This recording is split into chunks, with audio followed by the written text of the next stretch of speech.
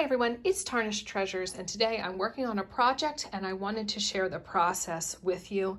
So you will need some type of clear acrylic spray. So I have this Rust-Oleum. You'll need the clear Waterslide decal paper found on Amazon. I received it as a Christmas present.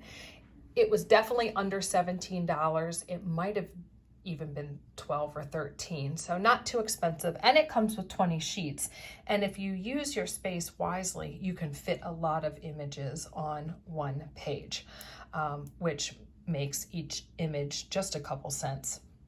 I will point out it's not exactly, a normal size that you would use in your home printer, but you do have to use an inkjet printer. And then you'll need something that is already glazed to transfer these to. So I have these butter pats found at a flea market. I think it would be fun to go to the thrift store and find things to transfer onto. If you have access to a kiln, you could make your own. So that's what I'm going to do on some of the larger images, is make some trays. Instead of plaques, because I feel like you already could hang this on the wall, so why not make something functional? And then on this page that I brushed up against something, so a little bit of the color wore off, I'm gonna try this one on an unglazed surface to see what happens, if it gets stuck or if it makes a neat texture. So I was saying that I really tried to use the page as best as possible with images, although I was getting help printing these, so I was trying to do it fast and I could have filled the space better. Once they're printed, let them dry. It's kind of humid because it's been raining so much, so I think that's the issue with this one, is that when I stuck it in my bag, it just rubbed up against something. The rest look good.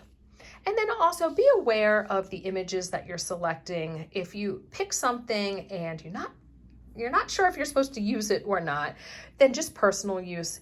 These images, they're copyrighted from 1911, but once an artist has passed, their items are copyrighted for 70 years. So these are in public domain now. That's just what happened with, I believe, Steamboat Willie and the original Mickey Mouse from Walt Disney, as they're in the public domain now. So I'm going to try one of these on this little butter pat, and really excited to go thrifting and find some inexpensive ceramic pieces to cut these other images up and see what I can create with them. Tattoo. So once you've printed, and it talks about all the different ways to go about printing, then you need to seal this with a clear coat. So in a well-ventilated space, so outside, you're doing an even coat of clear acrylic spray. You're letting that dry for a minute, and then you're doing it 2 more times. So a total of 3 coats of acrylic with 1 minute drying time in between, and then let it dry for 5 minutes. It's been over 5 minutes now, but not much over. And it says to leave a little bit of a border for what you're doing, but I'm not going to. I'm gonna cut it right to the edge. I've got some room temperature water, and I'm gonna put that in for 30 to 60 seconds, and it's until the film will move. So we're gonna slide that clear image off of the backing. So I just reach in,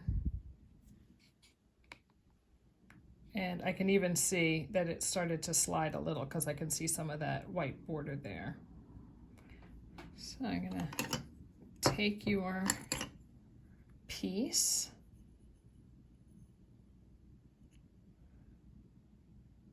and just start to pull that white paper away. Might stick it in the water to, oh goodness, not what I was expecting.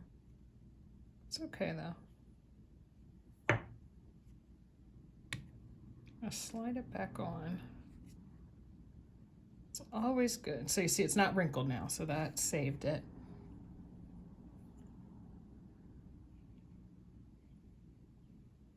There we go. Sometimes, so when I did this with the students, I kind of held this and pushed this along as the one student pulled it out, but here I'm able to do it by myself. There you go, that is it. So it said you can use the paper towel to kind of work out the water and the bubbles that are underneath. Just a delicate hand to move it around. And then it says you can set it in the oven for 15 minutes at 230 degrees Fahrenheit or 110 Celsius. And that says if it's on ceramics. So I just have to see if the gold can go in the oven. I think it can. 230 isn't too high. So I'm going to work on getting that water out that's trapped under there. And then I do think I want to put it in the oven to set it. And you know, you can't eat off of it, but it's decorative. You could sit things on it. I thought I'd show it again. And I think I like closer to the minute. I'm just pushing on the decal a little bit, seeing if it moves. It moves. Okay.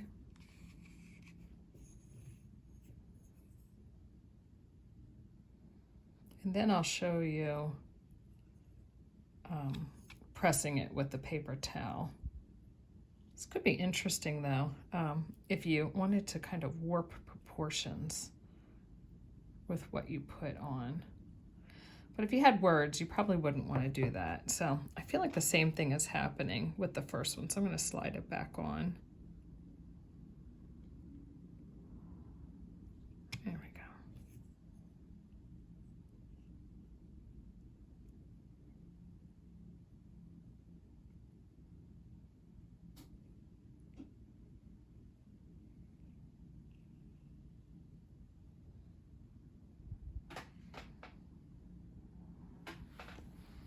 So much fun.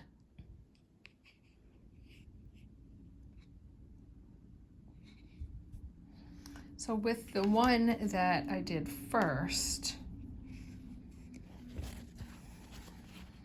and also like this isn't flat, it comes up on the side. So I think it'll take a little bit of work with the paper towel to kind of get the, I don't want to call it wrinkles, but like crimps out.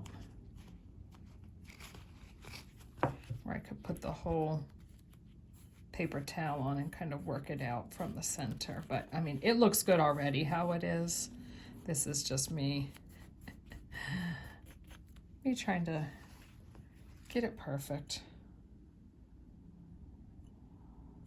I don't know how much time you have like to work with it. It says that you could just let it sit and cure on its own for 3 hours. But ceramics are not oven and dishwasher safe, and they need to be washed by hand. But that's nice to know. So I guess if this was on the outside of a mug, you could use the mug and you just have to hand wash the mug. All right, I think that's good. I don't think I'm gonna play with that anymore. I decided to put these in the oven. I did between 12 and 15 minutes because some I put in a little bit longer than others. And I was hoping that the little crimping that was happening on the edge, because this part is flat, but then as it comes up on the round part, you know how hard it is to get something to lay flat. I was hoping that the heat would shrink it a bit, and that's exactly what happened. So the crimping is gone. There are some issues with bubbles, but that's actually because on a lot of these butter pats, there actually was bumps under the glaze. So where you see these little parts up, there's actually a bump. And I guess I could have sanded it, but since it was under the glaze, I just decided to keep it how it was. And it doesn't bother me. I mean, you might look at it and think, oh, what happened? But like something like that was just a bump on the glaze. So I am quite pleased with these, and this is with the sun streaming in. So just kind of stacked up or put around. I'm very, very happy. And then there's an example of like really how flat and good it looks when you have a small image that's just on the flat part.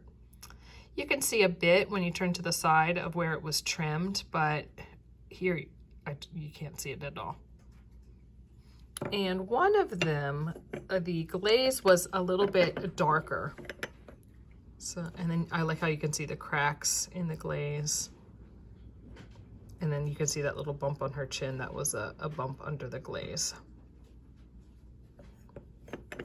Well, I hope you liked seeing this. Maybe it's something new for you, or maybe it's something that you've thought about and you just needed to watch a video for someone to say, it's actually pretty simple, because that's usually me. There's all these techniques I want to try, and I'm daunted when I read the directions, but then when I see someone do it, I'm like, oh, okay. Like for me, I think the hardest thing is getting it print onto the paper with an inkjet printer. That's it. So thanks for watching, everyone, and I'll see you in another video. Bye.